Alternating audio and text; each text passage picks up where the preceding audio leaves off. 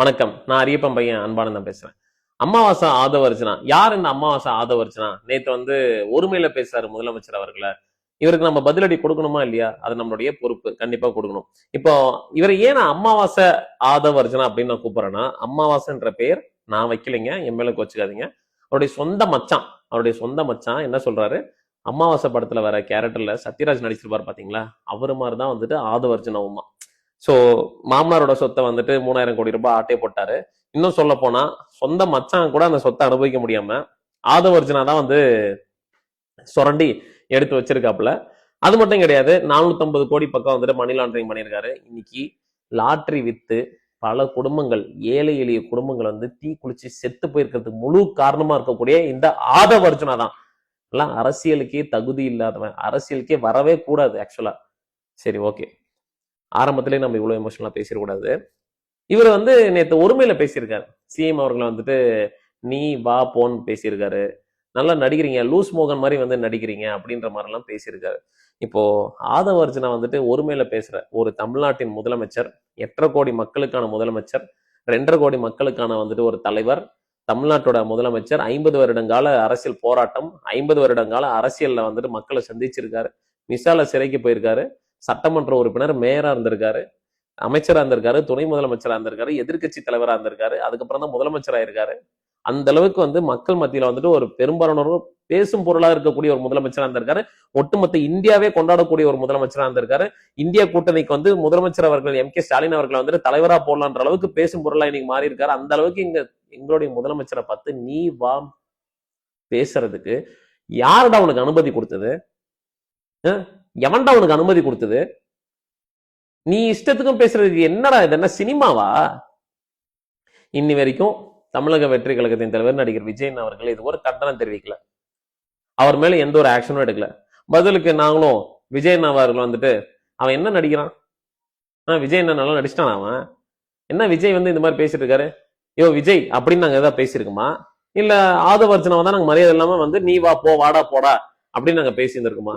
இல்ல பேசணும்னா சொல்லுங்க, பேசலாம். இல்ல கெட்ட வார்த்தை, டே ரோஜா பூ மாலை, டே ஆதவ அப்படின்னு நாங்க சொல்லியிருக்குமா? ரோஜா பூ மாலை விஜய் அப்படின்னு நாங்க சொல்லியிருக்குமா? சொன்னது இல்லையே. எங்களுக்கு அவசியம் இல்ல, அது சொல்லணும்னு எங்களுக்கு அவசியமே கிடையாது. ஏன் நாங்க சொல்லணும்? நாகரிகம், அரசியல்ல நாகரிகம் என்பது ரொம்ப ரொம்ப முக்கியம். நாகரிகத்தை கடைபிடிக்கிறவங்க தான் அரசியல ஜெயிக்க முடியும்னு எங்க தலைவர் எங்களுக்கு சொல்லி கொடுத்திருக்காரு. நாங்க நாகரிகத்தை ஃபாலோ பண்றோம். ஒரு முதலமைச்சரை பார்த்து நீ வாம் போன் பேசுறதுக்கு யாரா அவனுக்கு அதிகாரம் கொடுத்தது?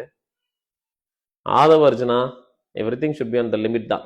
ஓரளவுக்கு தான் நாங்க எங்களுடைய டெம்பர்மெண்ட்டை கண்ட்ரோல் பண்ண முடியும். அளவுக்கு மீறி நீ ஏதாவது பேசுறப்போ நாங்க ஓரளவுக்கு தான் நாங்களும் அமைதியா இருப்போம். But you will face the consequences as a லீகலா. உன்ன மாதிரி நாங்க கொலை மிரட்டலோ, ஆள் வச்சு அடியாட்களை வச்சு மிரட்டுறதோ அந்த மாதிரிலாம் நாங்க ஈனப்பிறவிங்க கிடையாது. ஸோ ஆதவர்ஜுனா இப்ப என்ன வேலை பார்த்துட்டு இருக்காருன்னா, நாரதர் வேலை. அதாவது இருக்கிற இடத்துல போய் நாரதர் வேலை பண்ணிட்டு இருக்காரு. ஃபர்ஸ்ட் திமுக இருந்தாரு, நாரதர் வேலை பார்த்தாரு, செருப்பை கழட்டி அடிச்சாங்க, டிவி கேக் துரத்தி விட்டாங்க. டிவி கேக் சாரி, அதுக்கு முன்னாடி விசி கேக் போனாங்க. விசிகேல போய் நாடாளுமன்ற தேர்தலில் நான் எப்படியாவது சீட்டை வாங்கி எம்பி ஆறணும்னு என்னென்னோ முயற்சி செஞ்சாரு. கட்சியை டேக் ஓவர் பண்றதுக்கெல்லாம் முயற்சி பண்ணாங்க. அவனுடைய சாப்டர் க்ளோஸ் பண்ணி டிவிகேல போய் ஜாயின் பண்ணிட்டான் அமாவாசை ஆதவர்ஜுனா. நான் அப்படிதான் ஒருமையில பேசுவேன். நீ பேசுனலடா, அப்படிதான் பேசுவேன். என்னடா பண்ணுவ நீ? போய் டிவிகேல ஜாயின் பண்ண. டிவிகேல போய் நீ என்ன பண்ண? நாரதர் பிரசாந்த் கிஷோரை கூட்டு வந்த. பிரசாந்த் கிஷோரை கூட்டு என்னாச்சு? பிரசாந்த் கிஷோருடைய நிலைமை என்னன்றது நான் சொல்லி உங்களுக்கு தெரிய வேணாம், உங்களுக்கே தெரியும். பாவம், இன்னைக்கு பீகார்ல மண்ணு கவி மக்கள் புறக்கணிக்கப்பட்ட ஒரு தலைவரா இருக்காரு. சரி, ஓகே. அதே நிலைமை தான் விஜயனுக்கும் 2026 மே மாசத்துல தெரிஞ்சிடும். சரி, ஓகே, விடுங்க. சோ பிரசாந்த் கிஷோரை கூப்பிட்டு ஒரு விளம்பரத்தை பண்ணான், எதுவும் நாங்களாம் பயந்துருவோம் அப்படின்னு. கடைசியா பிரசாந்த் கிஷோர் அப்ப அதுக்கப்புறம் எத்தனை வாட்டியா நீ கூப்பிட்டு வந்த? அவ்வளவுதான். சரி, பிரசாந்த் கிஷோர் வரலையா? அதுக்கப்புறம் கரூர் ஸ்டெம்பேட்ல மாட்டினீங்க. பிஜேபி உங்களுடைய கொள்கை எதிரின்னு சொன்னீங்க. பாசிச பாஜக விஜயன் அவர்கள் தைரியமா பிஜேபி அப்பதான் கொஞ்சம் எதிர்க்க கொஞ்சம் அப்பதான் அவருக்கு தைரியம் வந்தது. டாம் பாருங்க கேஸ் சிபிஐக்கு மாறினோடனே என்னாச்சு? அப்படியே போய் பிஜேபி கிட்ட போய் சரண்டர் ஆயிட்டானுங்க. வாயை கூட திறக்க மாட்டேங்கிறானுங்க. பிஜேபி பேரை சொல்ல மாட்டேங்கிறானுங்க. மோடியை விமர்சனம் பண்ண மாட்டேங்கிறானுங்க. ஏன் இந்த வளர்ந்து கெட்டவன் இந்த ஒட்டகம் கூட விமர்சனம் பண்ண மாட்டேங்கிறான். அது எப்படி பண்ணுவான்? ஏன் பண்ணுவான், எதுக்கு பண்ணுவான்? அவன் தான் கொத்தடிமையாட்டம் பிஜேபியில போய் சரண்டர் ஆயிட்டானே. சோ இப்ப பிஜேபி என்ன டாஸ்க் கொடுத்துருக்காங்க? தமிழக வெற்றி கழகத்தின் தலைவர் நடிகர் விஜய அவருடைய குடிமி வந்து எங்கிட்ட கொடுத்துரு, ஆதவர்ஜனா இதுதான் அவருடைய டாஸ்க் அப்படின்னு சொல்லிட்டு விஜயன் அவருடைய குடிமி இருக்குல்ல, குடிமி, அந்த குடிமையை எடுத்துட்டு போய் விஜயனனுக்கு, விஜயனோட குடிமை எடுத்து போய் பிஜேபி கிட்ட கொடுத்துருக்காங்க. அவனுக்கு என்ன பண்றானுங்க? விஜயனோட குடிமை வந்து இப்படி ஆட்டுறானுங்க, இப்படி இப்படி ஆட்டுறானுங்க, இப்படி ஆட்டுறானுங்க, இப்படி ஆட்டுறானுங்க, அப்படியே ஆட்டினே இருக்கானுங்க. அந்த டாஸ்க்கை வெற்றிகரமா சிறப்பா வந்து நடத்தி முடிச்ச ஆதவர்ஜனா அவர்களுக்கு வாழ்த்துக்கள்.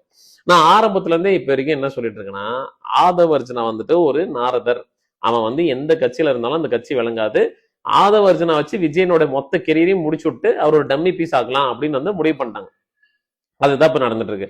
இன்னொன்னு ஆதவர்ஜனா என்ன சொன்னா, சிஎம் அவர்கள் வந்து நல்லா நடிக்கிறாரு அப்படின்னு வந்து சொல்லிட்டு இருக்காங்க. காப்பி அடிக்கிறாங்க, பேண்ட் சட்டை காப்பி அடிக்கிறாங்க, அது காப்பி அடிக்கிறாங்க. பேண்ட் சட்டை போறதெல்லாம் காப்பி அடிக்கிறதா? அவர் இளைஞர் அணி தலைவரா இருந்தப்போ வந்துட்டு பேண்ட் சட்டை போட்டிருந்தாரு. என்ன லாஜிக்ல பேசுற? அரசியல் பேசுறியா? இன்னைக்காவது கொள்கையை பத்தி பேசுறியா? ஏதாவது கோட்பாடை பத்தி பேசுறியா? சமூக நீதி பத்தி பேசுறியா? பெண்ணுரிமையை பத்தி பேசுறியா? இதெல்லாம் எதுவும் பேசல. பேண்ட் சட்டை காப்பி அடிக்கிறாங்க, திமுக தீய சக்தி, இதை தவிர வேற என்ன பேசியிருக்க? சரி, ஓகே.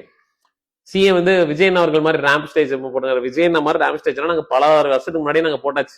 ரேம்ப் ஸ்டேஜ் எல்லாம் நாங்க 2021 போட்டாச்சு. சரி, அடுத்தது விஜயன் அவர்கள் மாதிரி என்னது, நம்ம முதலமைச்சர் அவர்கள் வந்து நல்லா நடிக்கிறாரு, அதுவும் லூஸ் மோகன் மாதிரி சொல்லி. உங்க அண்ணன் எத்தனை படம் நடிச்சு? ஏதோ 50 ஆஸ்கர், ஒரு 50 தேசிய விருது, ஒரு 50 பிலிம்ஃபேர் விருதெல்லாம் வாங்கி வீட்டுல வச்சுட்டு நடிப்பெல்லாம் போதும்பா சலிச்சு போச்சு அப்படின்னு வந்து பேசிட்டு இருக்க. உங்க அண்ணனுக்கு இப்ப வரைக்கும் நடிக்க தெரியலையா? எத்தனை படம் நடிச்சிருக்காரு விஜய்னா? விஜய் அவர்கள் எத்தனை படம் நடிச்சிருக்காரு? கிழிச்சிருக்காரு அவரு. என்ன எத்தனை வாட்டி நடிச்சிருக்காரு? ஒரு படத்தை கூட ஒழுங்கா நடிக்கிறது யோகிதம் இல்ல. அதனாலதான் அரசியலுக்கு வந்திருக்காரு. ஆனா ஒண்ணு மட்டும், ஏன் அரசியலுக்கு வந்து நல்லா நடிக்கிறாரியா? அரசியலுக்கு வந்து விஜய் ஒரு நல்ல நடிகன்றது பேரை வாங்கிட்டாரு.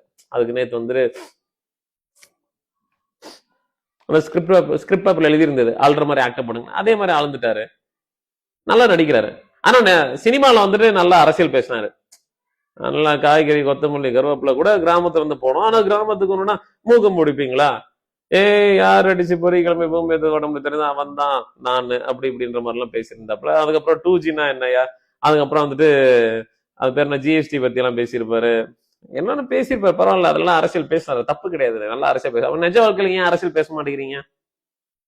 பயம், பிஜேபி பார்த்து பயம், பிஜேபி மேல. ஆனா அவங்களுக்கு ஒண்ணு மட்டும், திமுக மட்டும் விமர்சனம் பண்ணுது. ஒரு வேளை அம்மையார் எல்லாம் உயிரோட இருந்தா அடிச்சு வாயெல்லாம் உடச்சு கையில கொடுத்துருப்பாங்க. ஆதவர்ஜனா அந்த ஒட்டகத்தை எல்லாம் பாதி இருந்து அப்படியே காலெல்லாம் வெட்டி கொடுத்துருப்பாங்க. நேரம் பாருங்க, நம்ம வந்து நாகரிகத்தின் உச்சத்துல இருக்கிறதுனாலதான் அவனுங்க எல்லாம் இந்த மாதிரி சிலிவண்டங்கள்லாம் வந்து ஆடிட்டு இருக்கானுங்க. சரி, ஓகே. அடுத்தது, இப்போ ஆதவர்ஜனாவுடைய செயல்பாடு என்னன்றது உங்களுக்கு தெரிஞ்சு போச்சு. இப்ப வந்து தமிழக வெற்றி கழகத்துல இருக்கிறவங்க ஒண்ணு புரிந்து கொள்ள வேண்டும். ஆதவர்ஜனா மாதிரி ஒரு ஈனப்பிரிவு உங்க கட்சியில இருக்கிற வரைக்கும் தமிழக வெற்றி கழகம் வளரவே வளராதுங்க. எழுதி வச்சுக்கோங்க. ஆதவர்ஜனா வந்து விஷக்கிருமி, அவன் ஒரு தீவிரவாதி, அவன் ஒரு வேஸ்ட்லாண்டி, புறம்போக்கு, எச்சக்கலை.